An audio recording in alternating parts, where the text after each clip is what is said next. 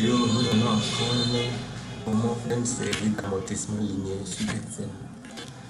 Ce que vous devez savoir, c'est que un amortissement, c'est un terme comptable qui définit la perte de valeur d'un bien ou d'une mobilisation dans le temps du fait de son utilisation.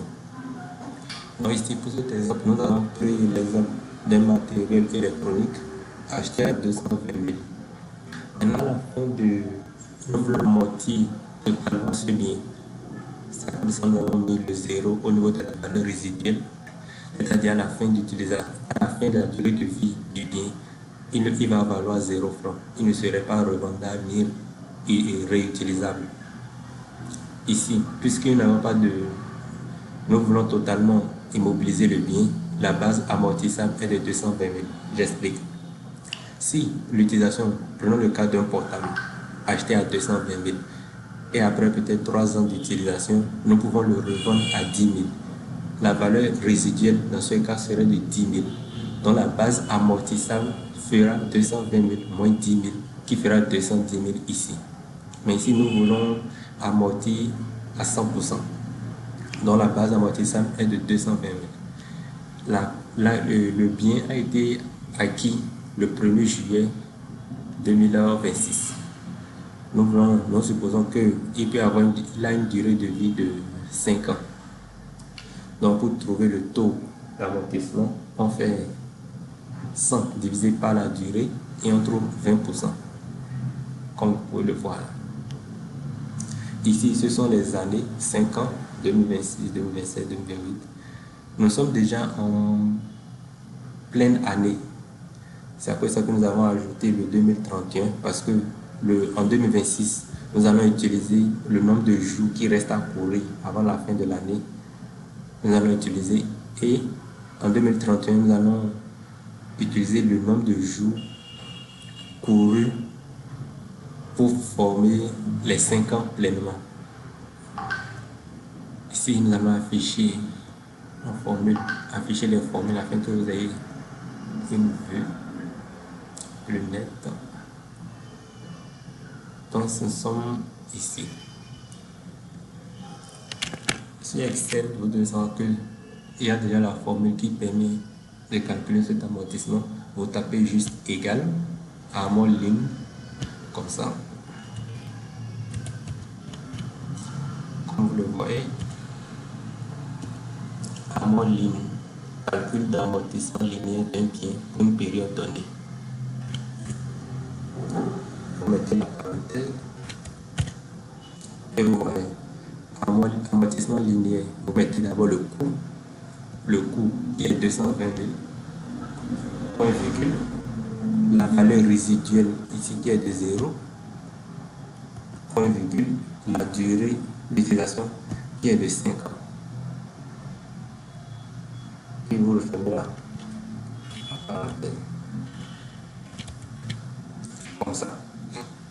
C'est ça, nous avons utilisé tout ici.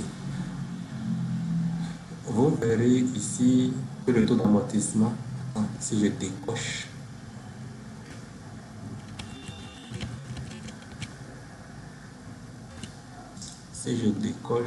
vous allez voir que ce 0,2 est en fait 20%. Mais Excel fait déjà les calculs là en background. Ici, en 2026, nous allons utiliser la valeur d'acquisition de 120 000. Ici, nous avons fait E13, la case, la valeur, fois 20 sur 100, soit 0,2, le pourcentage, le taux. Vous avez V, la valeur, fois le taux, maintenant fois le nombre de jours qui reste à courir. Nous sommes 1er juillet. Vous comptez, juillet compte 31 jours ou 31 jours. Septembre 30, octobre 31, novembre 30, décembre 31. Vous faites la somme, vous trouvez 184 jours que vous divisez par 360. Ici, nous avons utilisé une année commerciale. Une année commerciale. L'année normale, vous allez utiliser 365. Donc, c'est ça, vous faites. Vous saisissez ça comme ça. Puis, la valeur nette comptable. La valeur nette comptable, nous allons faire le montant du bien, mais la valeur initiale du bien moins le premier amortissement. Le premier amortissement a été calculé ici. C'est ça qui justifie E13 moins F13. Maintenant, en 2027, nous allons plus amortir avec le premier, avec les 220 000. Nous allons prendre la valeur nette comptable, c'est-à-dire la valeur est obtenue après avoir diminué le premier amortissement de ce bien-là. J'explique. Avec les 220 000, si nous avons amorti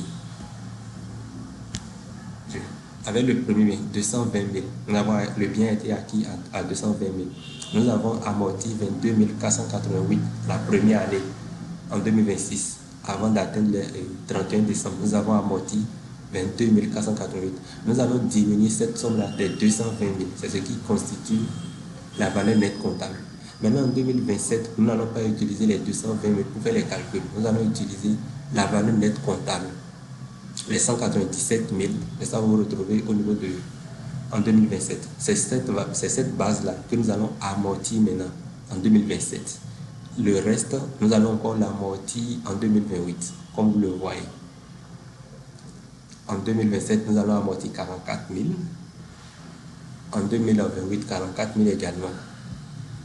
On va afficher les formules. Vous pouvez le voir là. Maintenant, en 2031, nous allons reprendre toujours la valeur initiale. Comme vous pouvez le voir, fois le taux H6. Maintenant, fois le nombre de jours qui reste à 784 pour que ça fasse une année pleine. Nous sommes en juillet. Nous avons commencé l'amortissement en juillet. Donc, nous devons prendre en 2031 du 1er janvier au 31 juin. Si vous comptez janvier 31 jours, février 28 ou 29 jours, vous faites la somme, vous obtiendrez 176 que vous divisez encore par 360. C'est ça qui permet d'obtenir 21 511,11 en 2031. Là maintenant l'amortissement est complète. Valeur résiduelle 0, comme vous pouvez le voir ici. La valeur nette comptable 0. Si vous faites la somme de tout ceci, vous obtiendrez les 200. Vous verrez que tout le bien a été amorti en totalité. Ce 0-là justifie que vous avez bien fait le travail. Vous pouvez l'utiliser pour différents. C'est un tableau automatisé. E13, vous allez voir. Si vous modifiez